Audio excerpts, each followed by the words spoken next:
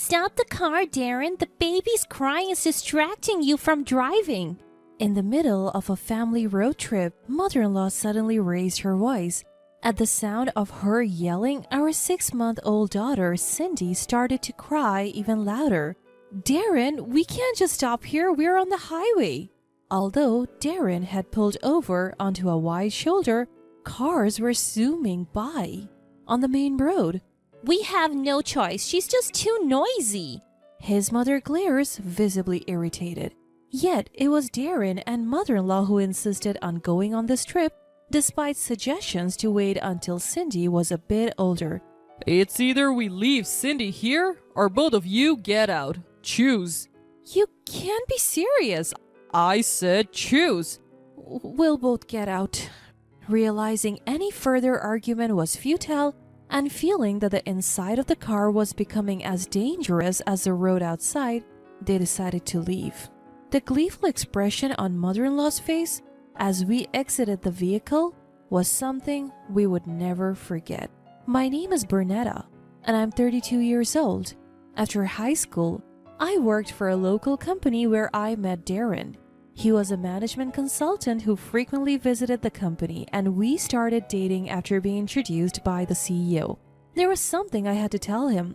I lost my parents early and was raised in a facility until I graduated from high school. We were both over 30 and considering marriage.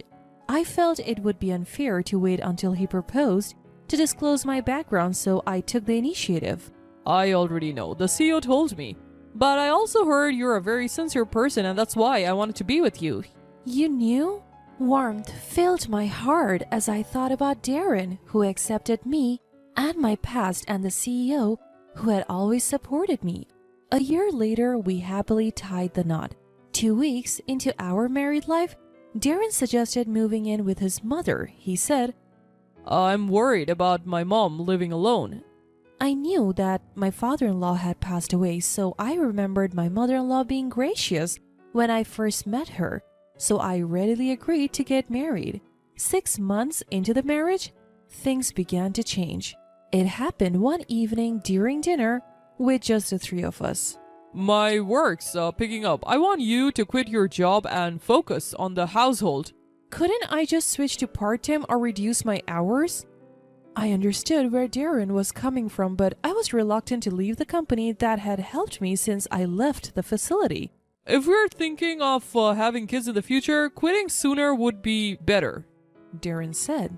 You should do it now, Bernetta, before things get hectic with a baby. Mother-in-law added. True, we were considering having children soon, and mother-in-law's words had weight given her experience. All right then, so I quit my job. When my boss found out, he was sad but happy for me, almost like I was retiring. I felt grateful realizing I had been valued. Darren took over managing our finances. I felt slightly suffocated staying home all day, but overall I was content with our little family of 3. But then, everything changed when I became pregnant. Darren and mother-in-law, who used to help out around the house, started treating me like a maid. I even found myself waiting in the heat and getting woken up to make late-night snacks. At first I thought Darren must be tired and mother-in-law is not young anymore, justifying their behavior, but it grew old. Can you both at least take care of your own needs? Who do you think is paying for this lifestyle? Darren snapped back.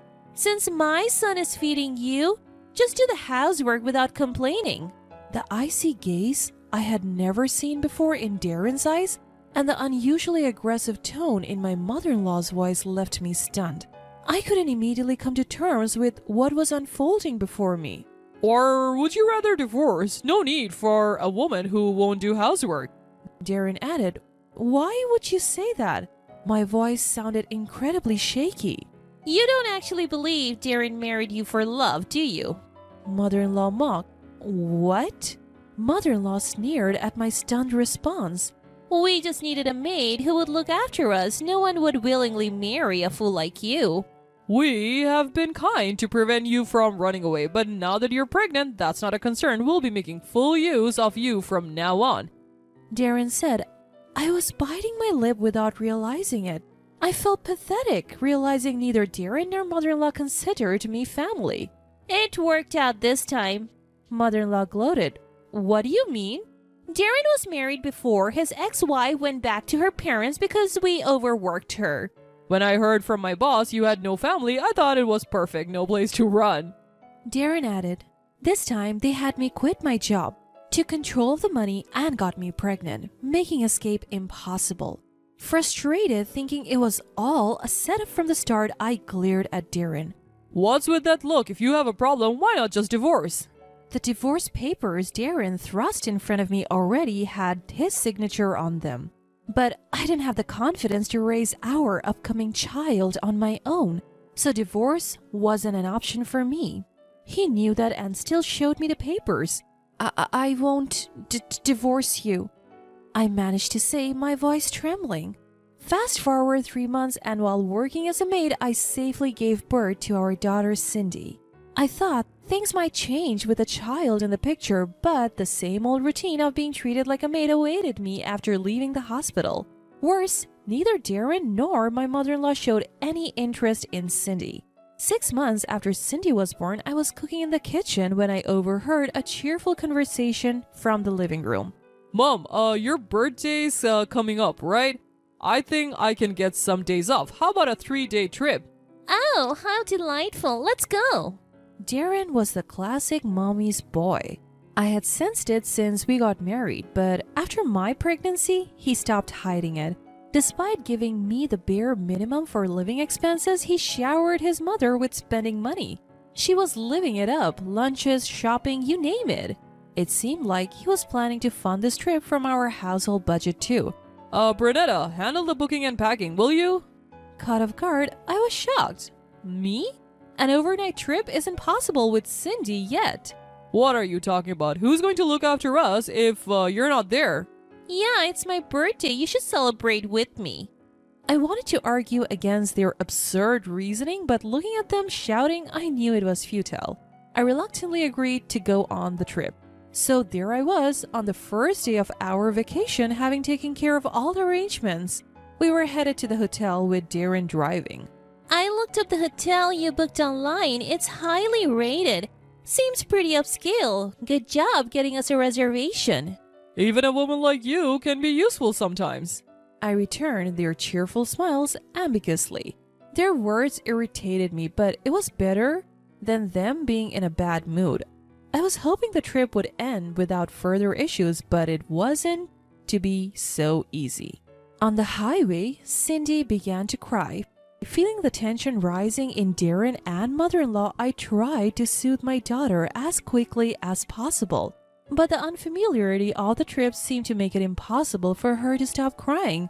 Shut her up already. I'm sorry.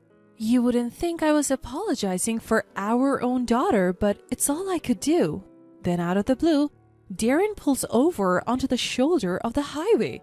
Either leave Cindy here or both of you get out. Choose. What? We can't just do that. Even though it's the shoulder, cars are zooming by at terrifying speeds. Just wait a little longer, she'll stop crying. The moment I say this, there's a loud thud. I thought we had been rear-ended, but it was actually Darren slamming the door. We're both getting out. Seeing Darren's face full of rage made me feel just as unsafe inside the car as out. And as soon as we exit the car, Darren speeds off, leaving us stranded on the highway. As the car speeds away, mother-in-law shouts out the window, "You'll be fine if you stay on the side. You won't get hit." My eyes well up with tears of humiliation, but I'm the only one who can protect this child. I had been complying with Darren and mother-in-law, thinking Cindy would be better off, but I realized that was a mistake. I'm going to give it my best, sweetheart. Wiping away my tears, I vowed to escape from those two. 2 days later is the checkout day at the hotel we had booked. Waiting for a call from Darren, my phone rings as expected around 10 in the morning. Hey, they're saying the stay costs $10,000 without the baby. What's going on? Get over here now. The price is totally different from what we reserved. I can hear mother-in-law ranting in the background. I can't help but grin because things are going just as I had predicted. The hotel owner is an acquaintance of a former boss. The reduced rate was a courtesy because of Cindy. What? What are you saying? When they had asked me to book the hotel, I had called a place where I had a connection, and the hotel owner, thrilled to hear about my daughter, offered us a discounted rate as a celebration. So the normal rate applies if Cindy isn't there. Besides, it seems like you two lived it up at the hotel, didn't you? That's why it's $10,000. Darren and mother-in-law had been sending pictures of lavish meals and rented pools during their stay, clearly to taunt me. Why didn't you mention this crucial detail before? I didn't think you would dump us on the highway. What's with that tone, huh? You think this is a joke? I'm just stating the facts. Listen, don't get cocky just because we're on the phone. Who do you think is taking care of you when you have no money, no job, and no education? Exactly. You can't escape us, so you better come home now. If you don't, we're going to drag you back here. I used to crumble under their intensity, but this time was different. Well, even if I return home, I won't be there. What? What are you talking about? Actually, after being left stranded on the highway, I reached out to my former boss since I had no one else to turn to. My boss quickly came to get me, and upon hearing the situation with Darren and mother-in-law, he was livid. He offered me some living expenses and a place to stay. He even introduced me to a lawyer for the divorce settlement. So when I received Darren's call, I was in the apartment that my boss had set up for me. Also, I have already filed for divorce. We're strangers now, so please stay out of my life. What are you doing on your own? You were the one who initially talked about divorce, right? And just so you know, this conversation is being recorded. I'll be claiming damages for the insults. I had followed my lawyer's advice and recorded the call. Wait, you're serious?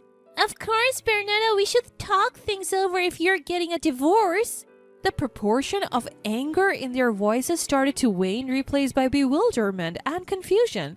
Then I handed my mobile phone to the man who had been listening to the conversation beside me. Darren, you've really outdone yourself this time. Is that you, boss? I have always had a soft spot for Bernetta since you worked for us. I introduced you because you seem competent, but your character seems to be lacking. Darren seemed to sense something from my boss's heavy sigh and began to panic. Wait, hold on. We are terminating your consulting contract with us.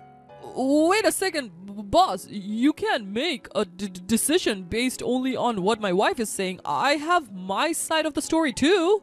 Seeing how Bernetta was left on the highway, I'm not interested in hearing your excuses. Normally, Darren could talk his way out of anything, but it seemed even he knew he couldn't justify leaving us behind on the highway. So he just fell silent. I've already told the hotel owner to charge you the standard rates. Don't think you can get a discount now. If Bernetta wants to go for a cheaper rate, I can put in a word for her. I took the phone back from my boss. Bernetta, please, I promise to change. I'll even help around the house. Just forgive me this one time. Bernetta, I'm begging you too. While it's true that there were some good memories with you as my family, actually, I cut off Darren's hopeful tone and continued. But the bad overwhelmingly outweighs the good, and considering Cindy, I can't live with you. I don't even want to see your faces or hear your voices. All future communications will be through my lawyer. Ignoring their lingering cries on the other end, I hung up. Bernetta, you did well. Yes, but it feels so liberating. Seeing the CEO's warm smile, I felt like I had cracked my most genuine smile in a long time. After that, word spread about how Darren left me stranded on the highway after being cut off by CEO Leslie at his workplace, and he ended up on disciplinary leave. Even when he returned to work, the atmosphere was harsh, and he eventually quit. With no savings due to his mother's lavish spending, he had a hard time finding a new job. In the end, they both resorted to living in a terrible environment while working part-time. As for me, thanks to the CEO's intervention, I was able to return to my previous job as a full-time employee. Concerned about Cindy, I spoke to human resources and found out a daycare had been set up in the company. I'm the first one using it for my daughter. I plan to give it my all as a working mom from now on.